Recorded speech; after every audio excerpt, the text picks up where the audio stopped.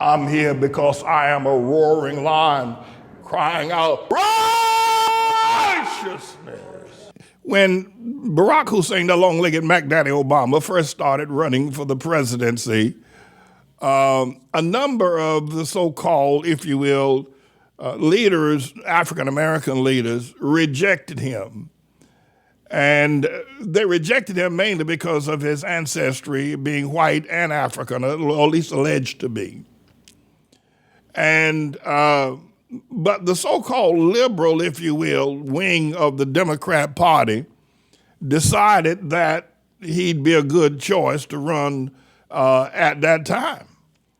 And Jesse Jackson, who had been the favorite of the, if you will, the liberal left, the Democrats, black people, said in an interview that he was so angry with Obama for taking his spot as the favorite Negro in America, that he wanted to cut, now this is a little bit anatomical, the anatomy, but he said he wanted to cut off the testicles of Obama. He said that in an interview. Jesse Jackson said, I want to cut off his testicles. Now, if that bothers you, please forgive me. But I want to keep it literary correct here. And I want you to understand how Jesse felt about Obama, because Obama usurped him, supplanted him. Well, after Jesse was pulled off the scene, alleged to have Alzheimer's, Obama rises to become president, something Jesse himself and the liberal left, and the Democrats weren't able to pull off. Then Obama reaches out. He doesn't reach out to Jesse. He doesn't reach out to, if you will, Cornel West. He doesn't reach out to Dr. Forbes. He doesn't reach out to Tavis Smiley. He doesn't reach out to any of them. He reaches out to a snake named Al Sharpton. If that don't beat off, that don't say something to you. People tell me, friends of a feather, birds of a feather flock together.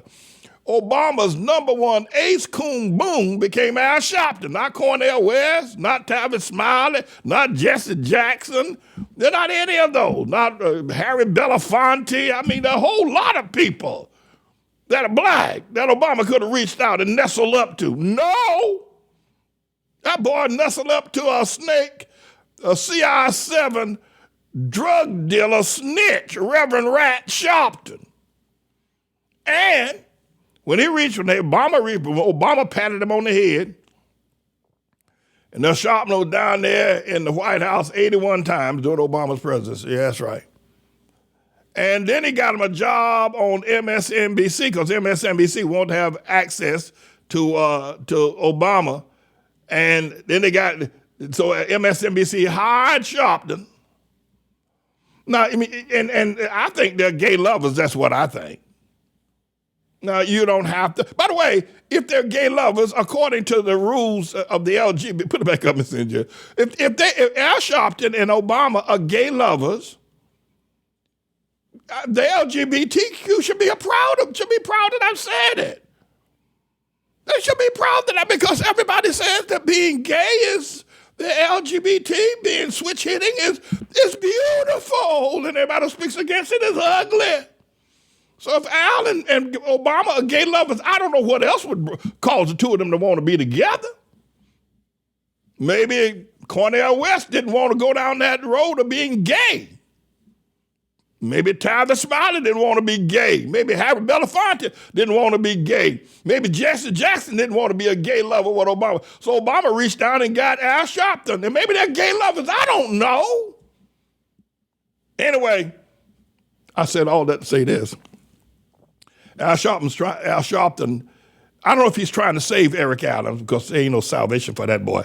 Had him on television the other day. And because, you know, Eric Adams refused to help us when we were down there in City Hall, and God's punishing him. That boy's in more trouble than you can shake a stick at. Anyway, Al Sharpton had him on his broadcast. They tried to help him out. It was a joke. It was an embarrassment. Al didn't know how to ask the question, gave him a couple of softball questions, and Eric Adams was stumbling around like he was stumbling in the dark trying to figure out what to say because everything he said was, in my estimation, a flat-out lie. Anyway, Mr. India, let the people see this thing. Thank you for listening to all of that. so I can introduce this. I wanted to have you also to discuss a number of issues facing the city. But first, though I have to ask you about several items in the news related to you and to your administration. On Wednesday, a lawsuit was filed against you by a woman who says you sexually assaulted her while you both were working for the city in 1993. You said Thursday you don't recall even ever meeting the accuser. What more can you tell us about this case, if anything, and why it's being brought if, as you say, you didn't even know the person?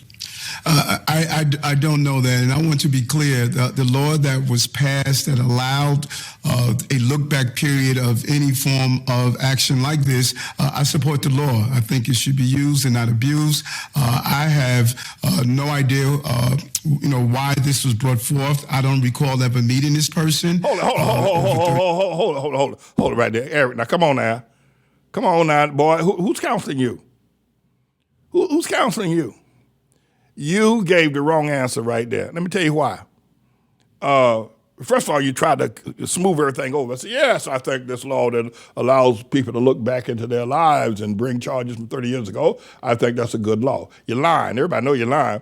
However, to say that you don't know this woman, that's going to make her mad as you know what. That's going to make her mad as the devil's den. Eric, you can't do that. You can't do that to women. You can't tell them. You make them feel like they're nothing. Here you are, Mr. Big Shot, right? Mr. Big Stuff. You're the mayor of the city of New York saying there's a woman in your past. You say you don't know nothing about her. I don't even remember. But boy, you in trouble. Who counsels you?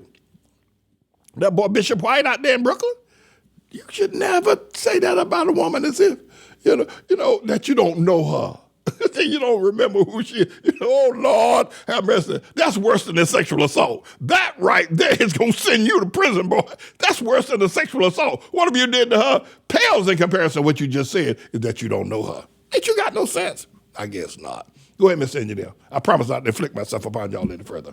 Well, let me take that back. Maybe I won't inflict myself. Go ahead, Mr. Engineer.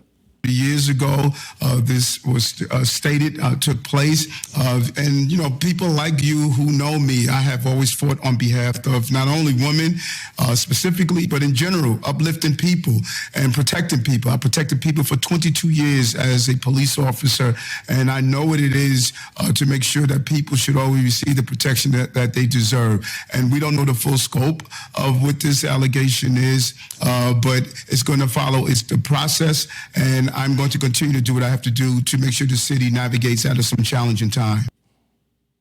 All right, that's the end of it.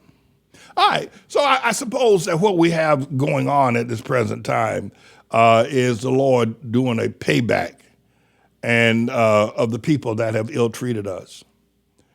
I handed out a curse to the Mellon Bank, and a lot of people say, well, you ain't got no minute to curse nobody. Well, I bless people.